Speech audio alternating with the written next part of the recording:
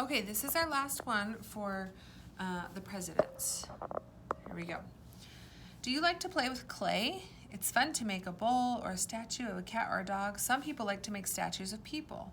I want to tell you a story about a wonderful statue, but this statue is not made out of clay, and it's not just a few inches high. This is a statue of the presidents we've been learning about. George Washington, Thomas Jefferson, Abraham Lincoln, and Theodore Roosevelt. The story I will tell you is the story of the people who carved the statue, the people who made Mount Rushmore. Boom! Everyone near the mountain was covering their ears, but they still heard the thunderous explosion, followed by loud crashes. Boom! It happened again. Borglum was blowing up a mountain. Mr. Borglum was a famous sculptor. He made statues out of hard rock, using a hammer and chisels with sharp points to cut away and shape the rock. Some of his statues stood outdoors. One stood inside the Capitol Dome in Washington, D.C.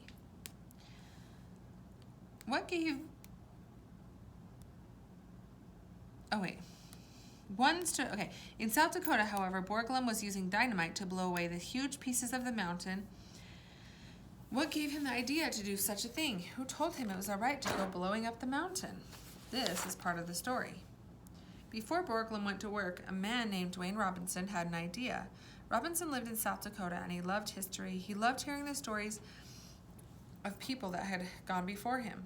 Mr. Robinson went to see the United States the senator from South Dakota. Mr. Robinson went to see the United States Senator from South Dakota, Peter Norbeck.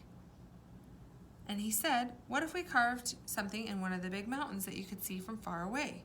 I love your idea. I will help get the U.S. government to say we can go ahead with the plan." But even after the idea was agreed to, Mr. Robinson and Senator Norbeck needed to raise the money to pay all the workers who would make the statue. They also needed to choose an artist to design it, and they had to decide which mountain to carve. So they found a mountain in the Black Hills. We will carve Mount Rushmore. American history will march along that mountaintop. The sculptor and the historian and the senator still needed money. It so happened that the man who was the president at that time, Calvin Coolidge, decided that he and his wife would vacation in South Dakota. The sculptor, the historian, and the senator talked to President Coolidge about the idea and gave a speech about their plan to help. President Coolidge liked their idea and gave a speech about their plan so people around the country would read about it and send money to help. After thanking the president, he climbed all the way to the mountaintop. Borglum climbed all the way to the mountaintop and cut away the very first little bits of rock. He said to the mountain, as if he could hear it, "We are going to make something great together, my friend." The next day, the work began. Borglum planned to cut away big, giant chunks of the mountainside, then smooth them and shape them with what was left to show the faces of Washington, Lincoln, Jefferson, and Roosevelt. The carving was way too big to create with a hammer and a chisel. So he found some people who worked in the mines and could help them blow up parts of the mountain so that they could make the faces in the mountain. So look at this right here. Carving Mount Rushmore took 6.5 years.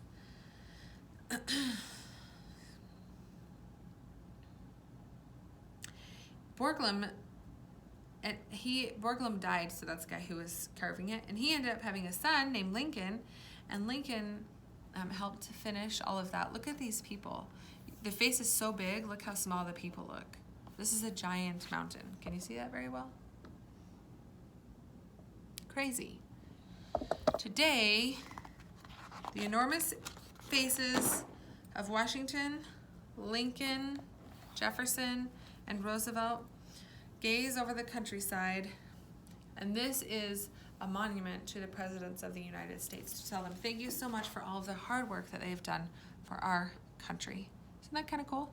If you have some time and your mom or dad can help you, you should Google some pictures of Mount Rushmore so you can see what it looks like.